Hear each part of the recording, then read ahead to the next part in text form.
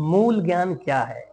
प्रिय मित्रों, आज मैं आपको आध्यात्म की वो कुंजी बताने वाला हूँ जो हर एक व्यक्ति के लिए जरूरी है। अगर आप इसे समझ गए, अगर आपको ये कुंजी मिल गई, तो आपको बहुत से वेद पुराण शास्त्र पढ़ने की कोई आवश्यकता नहीं है।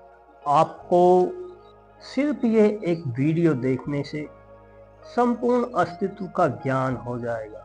आपको स्वयं का अपना ज्ञान प्राप्त होगा, जिससे आपके जीवन में सुख, शांति, समृद्धि और आध्यात्मिकता की प्रगति बहुत शीघ्रता से होगी।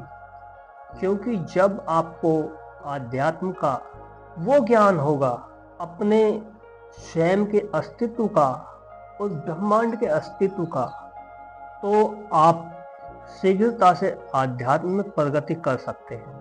तो अगर आप एक सांसारिक व्यक्ति हैं, चाहे एक आध्यात्मिक व्यक्ति हैं, आप कोई साधक हैं, यह सभी के लिए आवश्यक है।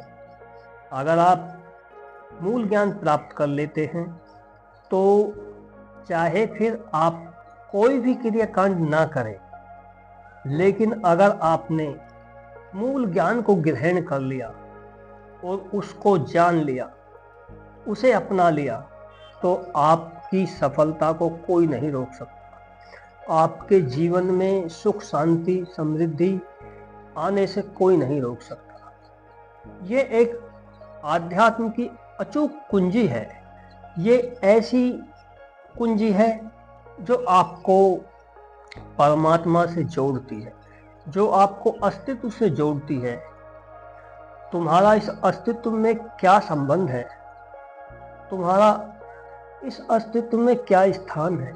तो अगर आप भी आध्यात्मिक हैं और आध्यात्म में प्रगति करना चाहते हैं, तो आपको इस वीडियो को अवश्य देखना है, ताकि आप जान पाएं कि असलियत में मेरा स्वरूप क्या है, मेरा अस्तित्व क्या है, और यह संपूर्ण जगत जो दिखाई दे रहा है, जो दिखाई देता है वह भी, और जो दिखाई नहीं देता वो भी है क्या। अगर आप इस मूल ज्ञान को प्राप्त कर लेते हैं और उसे धारण करते हैं, तो आप मात्र 10 मिनट में समाधि की स्थिति में पहुंच सकते हैं।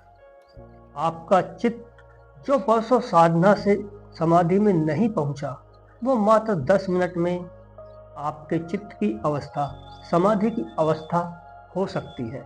मगर आपको मेरे साथ 10 मिनट जुड़े रहना है। तो अगर आप मेरे चैनल पर नए आए हैं, तो आपसे निवेदन है कि मेरे चैनल को सब्सक्राइब करें और वीडियो को लाइक करें और एक प्यारा सा कमेंट अवश्य। तो शुरू करते हैं। देखिए, अस्तित्व क्या है? अस्तित्व वो है जो कुछ भी आपको दिखाई दे रहा है और जो नहीं दिखाई दे रहा है, वो सब अस्तित्व है। अर्थात संपूर्णता, सब कुछ जो अद्वैत है, जिसे कहा नहीं जा सकता, व्यक्त नहीं किया जा सकता, शब्दों में नहीं बांधा जा सकता, वो अस्तित्व है। और जो शून्य है, जो ब्रह्मन कहलाता है, परमात्मा कहलाता है, ब्रह्म कहलाता है, इसी ब्रह्म के अंदर सभी लोक, सभी जीव, सभी शरीर, सभी देवी देवता, सभी शक्तियां, जो कुछ भी है, सब कुछ इस अस्तित्व के अंदर ही है। जिसमें समय भी अस्तित्व के अंदर ही है, वर्तमान हो, भूत हो, भविष्य हो, और सत्य, असत्य, अच्छा, बुरा, जो भी कुछ, ज्ञान, अज्ञान, अंधकार, प्रकाश, चर अचर, जड़ चेतन, सब कुछ अस्तित्व में ही है, अस्तित्व के अंदर ही है। और सभी संभावना भी अस्तित्व के अंदर ही है। चाहे जैसे कल्पना भौतिक हो, चाहे मानसिक हो, अस्तित्व के अलावा कुछ और है ही नहीं। क्योंकि ये पूर्ण है, ये शाश्वत है, नित्य है, और ये सदा रहता है। कभी भी ऐसा नहीं है कि अस्तित्व ना हो। अस्तित्व का अभाव नहीं हो सकता। देखिए, जो मैं बोल रहा हूँ वह ध्यान से सुनना है आपको। अगर आपने आज 10 मिनट मेरी बात ध्यान से सुन ली तो आपके चित्त की अवस्था, आपकी अवस्था आज ही समाधि की अवस्था में बदल जाएगी। आपको ना तो कोई साधना करनी है, ना कोई प्रयास लगेगा। बस आपको मेरे साथ साथ चलना है। देखिए, अस्तित्व एक ही है, बहुत सारे अस्तित्व नहीं है। अस्तित्व का अध्ययन करना और अपने इस अज्ञान को दूर करना, जो भी हमारी मान्यताएं धारणाएं हैं, यही हमारा लक्ष्य है, यही हमारे जीवन का लक्ष्य है। हम अनुभवों के सहारे स्वयं को अस्तित्व से, मेरा क्या संबंध है, मेरा क्या स्थान है अस्तित्व में, जानने का प्रयास करते हैं। अस्तित्व से मेरा क्या संबंध है, क्या अस्तित्व में मेरा स्थान है। तो अगर आप अस्तित्व को जानना चाहते हैं, इस संपूर्ण अस्तित्व को समझना चाहते हैं, तो हम अस्तित्व को 2 भागों में बांटकर देखते हैं और यह आपका अपरोक्ष अनुभव होगा। जैसे मैं आपसे बोल रहा हूँ, बस आपको वो समझना है। देखिए, अस्तित्व का जब हम अध्ययन करते हैं, जब अस्तित्व को हम देखते हैं, तो हम इसे 2 रूपों में देखते हैं। अस्तित्व में इन 2 रूपों के अलावा और कुछ है ही नहीं। क्या है अस्तित्व के अंदर? अस्तित्व के अंदर सिर्फ अनुभव और अनुभव करता, ये 2 चीजें हैं। इसके सिवा संपूर्ण अस्तित्व में कुछ भी नहीं है। देखिए, अस्तित्व में एक पहलू है जो अनुभव कर रहा है और दूसरा पहलू है कि जो भी अनुभव हो रहा है। आप इसे अपने ऊपर लगाकर देख सकते हैं। आप एक अनुभवकर्ता की तरह हैं, आप एक दृष्टा की तरह हैं। आपके अंदर जो है वो दृष्टा है, देखने वाला है। और दूसरा पहलू है कि संपूर्ण जगत में जो भी कुछ दिखाई दे रहा है, उस सब का उस दृष्टा को अनुभव हो रहा है। उस दृष्टा को अनुभवों की अनुभूति हो रही है। और इसी प्रकार संपूर्ण अस्तित्व में आप देखेंगे यही 2 चीजें मिलेंगी। चाहे किसी भी प्रकार का जीव हो, जंतु हो, पशु पक्षी हो, कोई भी हम इस अस्तित्व में उठाकर देख लें, सिर्फ 2 ही चीजें मिलती हैं, अनुभव और अनुभव करता। हर रूप में अनुभव हो रहे हैं और हर अनुभव का अनुभव अनुभवकर्ता को हो रहा है। तो अस्तित्व को हम इस तरह से जानते हैं कि इसमें सिर्फ 2 ही चीजें हैं, अनुभव और अनुभवकर्ता। अब ये अनुभव क्या है, इसे समझते हैं। अनुभव वो है जो प्रकट है, जो आपके सामने है, जो हो रहा है, जो प्रतीत होता है। समझिए बात को, वो अनुभव है। यह अस्तित्व का प्रकट रूप है, अस्तित्व का एक भाग है जो हमें दिखाई देता है। यही अस्तित्व का प्रकट रूप है। यह होता भी नहीं है, केवल प्रतीत होता है, इसीलिए इसे माया कहा गया है। और इसी के कारण से हमें अस्तित्व का ज्ञान संभव है। इसी तरह से हम जान सकते हैं कि अस्तित्व है, अनुभव ही अस्तित्व है। ये जो कुछ भी अनुभव है वो उस परमात्मा का, उस ब्रह्म का ही प्रकट रूप है, मगर फिर भी अस्तित्व का अनुभव नहीं हो सकता।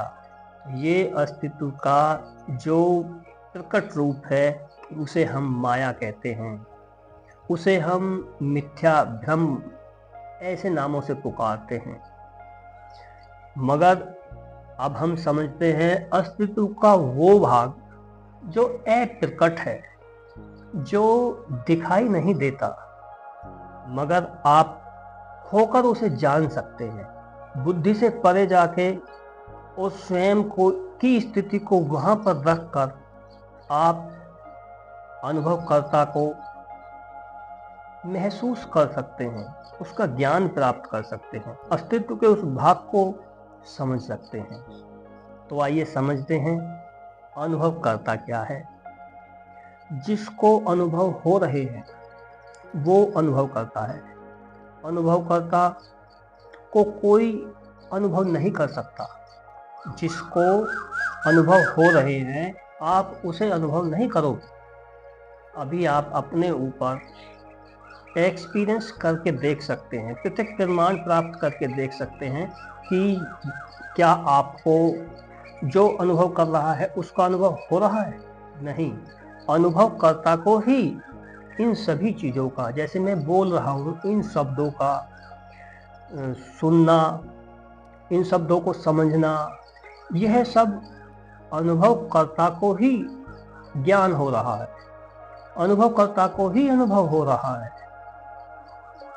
तो मगर उस जानने वाले को आप नहीं जान सकते, क्योंकि अगर आपने उसे जान लिया तो वो भी अनुभव हो जाएगा, वो फिर अनुभवकर्ता की श्रेणी में नहीं रहेगा। इसलिए अनुभवकर्ता एक ही है। देखिए, अनुभवकर्ता एक ही है और यह अस्तित्व के बाहर भी नहीं है। अनुभवकर्ता के बिना कोई भी अनुभव संभव नहीं है और इसीलिए इसके बिना अस्तित्व भी नहीं है। आप इसका प्रत्यक्ष प्रमाण अपनी बुद्धि से ले सकते हैं। अगर आपके अंदर अनुभवकर्ता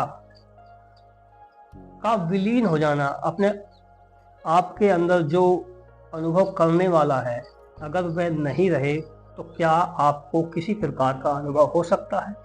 जिसे आप आत्मा कहते हैं, जिसे आप चेतना कहते हैं, अगर वह नहीं है तो हम कहते हैं कि इसकी मृत्यु हो गई। वही अनुभव करता है, जो चैतन्य है, जो ब्रह्म है, वो ही सब कुछ अनुभव कर रहा है। उसके बिना अस्तित्व का ज्ञान संभव नहीं है। यह बात समझने वाली है। और उसका ज्ञान भी संभव नहीं है। अनुभवकर्ता को किसी भी रूप में अनुभव नहीं किया जा सकता, क्योंकि उसका कोई रूप नहीं है, कोई आकृति नहीं है, कोई रंग नहीं है। वो है जो अनुभवों को ग्रहण कर रहा है, जिसके पटल पर, जिसके पर्दे पर सभी परिवर्तनशील अनुभव आते और चले जाते हैं। आज स्थिति कैसी है, कल स्थिति कैसी है, अभी क्या हो रहा है, कल क्या हो रहा था, मिनट दर मिनट जो अनुभव आप कर रहे हो वह सब अनुभवकर्ता के पटल पर ही चलते हैं। और अनुभवकर्ता मात्र एक ही है। ऐसा नहीं है कि तुम्हारे अंदर का अनुभवकर्ता और है और मेरे अंदर कोई अनुभवकर्ता और है। अनुभवकर्ता एक ही है, अस्तित्व एक ही है, उसका अप्रकट भाग एक ही है और प्रकट भाग भी एक ही है। यह संपूर्ण अस्तित्व एक ही है, मगर हमने इसे समझा दो भागों में। इसका विभाजन करके हम अस्तित्व को समझ पाए कि अस्तित्व की संरचना क्या है, अस्तित्व का जो स्वरूप है वो क्या है। तो हमने जाना कि अस्तित्व को हम दो भागों में देख पाते हैं, दो भागों में समझ पाते हैं। अब हम देखते हैं समाधि की स्थिति। हमारे चित्त की जब समाधि की स्थिति होती है वो कैसे आती है? जब हम अनुभव और अनुभवकर्ता का विलय कर देते हैं, उन्हें एक कर देते हैं। जब आपके चित्त में ये भेद नहीं रहता कि मैं अनुभव करता हूँ और ये अनुभव है, जब अनुभव और अनुभवकर्ता एक हो जाते हैं, जब आपके चित्त में सभी अनुभवों के प्रति समभाव आ जाता है कि जो हो रहा है वो ठीक है, सही है, तो उसी को हम अनुभव क्रिया कहते हैं। अनुभव क्रिया क्या है? हम अस्तित्व को अनुभव क्रिया के रूप में ही देख पाते हैं। यह मात्र होना है। अभी इसी समय जो है वह अनुभव क्रिया ही है और यही अस्तित्व है। यहाँ हम कहते हैं कि अनुभव और अनुभवकर्ता संयुक्त हो गए हैं, एक हो गए हैं। और यह अवधारणा, यह अवस्था अवधारणाओं से रहित है। यहाँ किसी प्रकार की कोई अवधारणा नहीं है, बस होना मात्र है। इसके आगे कुछ नहीं कहा जा सकता। यही अस्तित्व की अवस्था है। इसमें कोई क्रिया नहीं है, लेकिन गतिशील प्रतीत होती है। ऐसा लगता है कि अनुभव हो रहे हैं, लेकिन ये प्रतीति मात्र है। अनुभव करता ही स्थायी है। जो जानने वाला है वो स्थायी है, अनुभव बदलते रहते हैं। तो लेकिन संपूर्णता ही अनुभव क्रिया है और यह अवस्था बुद्धि से परे की अवस्था है। यह अवस्था आपको समाधि की अवस्था में ले जाती है, या कह सकते हैं कि यही अवस्था समाधि की अवस्था है। जब अनुभव और अनुभवता एक हो जाते हैं, आपके चित्त की अवस्था सम हो जाती है, उसी समय आपके अंदर समाधि घटने लगती है। सारांश देखिए, मूल ज्ञान का सारांश यह है कि मूल ज्ञान है कि अस्तित्व स्वयं अनुभव करता है, मिथ्या अनुभवों के रूप में स्वयं के समक्ष प्रकट है। अस्तित्व को स्वयं का ही अनुभव हो रहा है। अस्तित्व ही अनुभव है, अस्तित्व ही अनुभव करता है और अस्तित्व और अनुभव क्रिया के रूप में मिलता है। इसलिए अनुभव क्रिया ही अस्तित्व है। यही ब्रह्म है, यही परमात्मा है। इसे आप कुछ भी संज्ञा दे दीजिए, यही ब्रह्मांड है, यही संपूर्णता है, यही शून्य है और यही मैं हूँ, यही शिव है। शिव ही मैं हूँ और मैं ही शिव हूँ।